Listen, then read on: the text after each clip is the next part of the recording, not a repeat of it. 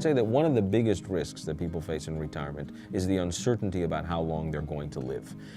There really is a very large, wide range of ages to which people can live. People make it to the age of 70, 80, 90, possibly 100. And if you actually take a look at the variability of how long people are living, it's quite wide. A couple of months ago, I asked one of my graduate students to look at the obituaries and give me a sense of the variability. So Kiki, my graduate student from last year, came to my office and said, Kiki, here's what we're doing this week. I want you to go to the library every day and give me all the obituaries from the New York Times. This is the first person that passed away that Monday, or was listed on that Monday. His name was Jim Huber. Died at the age of 67. If he retired at 65, and he lived until 67, he spent 2 years in retirement. So I told Kiki, my graduate student, please write down the number 2 on a whiteboard. Then we moved on to the next one. Here's the next person that was listed. Andy Carey, played baseball, the Yankees in the 1950s, died at the age of 80. How many years did he spend in retirement? Let's say it was 65. 65 to 80, 15 years. So I say, Kiki, please write down the number 15 on the whiteboard. You get the pattern here. Every individual subtracted off 65 to get the number. The oldest person that passed away during that entire week that we were doing it, over the entire week, was Julie Bertrand. She was actually Canadian, interestingly enough. She died at the age of 115. Fascinating obituary. She spent the last 35 years of her life in a nursing home. Please think about that. Just pause for a moment. 35 years of her life in a nursing home.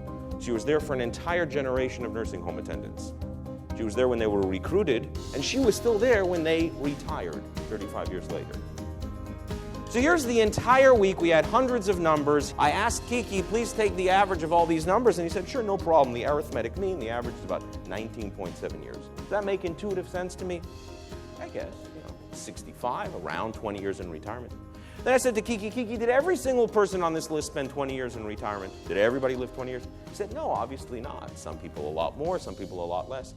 So I said to him, how far is each one of these hundreds of numbers from 19.7? What's the average distance of all of these numbers from 19.7? And he said, oh, that's standard deviation, right? I can do that in Excel. It's 11 years. 11 years. The average distance. And then I said to him, and this is the clincher, please divide one into the other. Give it to me as a percentage. What's the variability? I want to compare it with the stock market. And he said, sure, divide one into the other. It's 56%. What was the variability of the stock market over the course of a decade? 55. What's the variability of longevity? 56. They're roughly on the same order of magnitude.